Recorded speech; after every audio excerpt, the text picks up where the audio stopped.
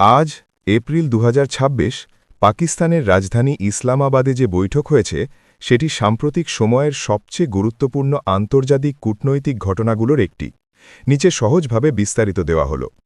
বৈঠকের মূল বিষয় কি? এই বৈঠক হচ্ছে চলমান ইরান আমেরিকা যুদ্ধ পরিস্থিতি থামানোর জন্য।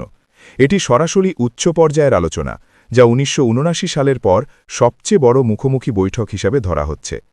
বৈঠকটি আয়োজন ও মধ্যস্থতা করছে পাকিস্তান। কারা অংশ নিয়েছে?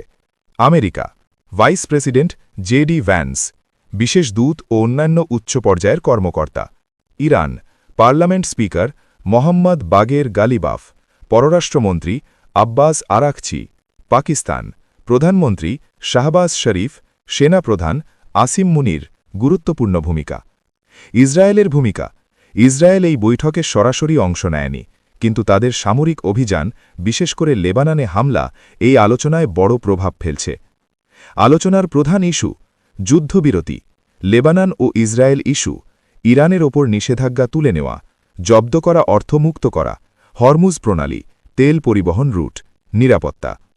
ইরানের শর্ত: আগে লেবাননে হামলা বন্ধ করতে হবে, মার্কিন নিষেধাজ্ঞা কমাতে হবে, ইসরায়েলকে অগ্রাধিকার দিলে কোনো চুক্তি হবে না, এমন কঠোর অবস্থান নিয়েছে ইরান।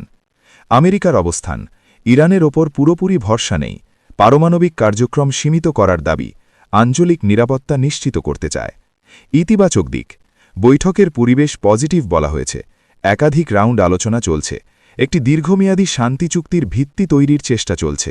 গুরুত্বপূর্ণ পটভূমি: ফেব্রুয়ারি ২০২৬-এ আমেরিকা ও ইসরায়েলের হামলা থেকে যুদ্ধ শুরু, এরপর ইরানের পাল্টা হামলা। পাকিস্তানের উদ্যোগে ২ সপ্তাহের যুদ্ধবিরতি হয়েছিল। সারাংশ: এই বৈঠক এখনও চলমান, বড় কোনো চুক্তি এখনও হয়নি, তবে ভবিষ্যতে বড় শান্তি চুক্তির পথ তৈরি হতে পারে। ইসরায়েলের ভূমিকা ও লেবানন ইস্যু সবচেয়ে বড় বাধা।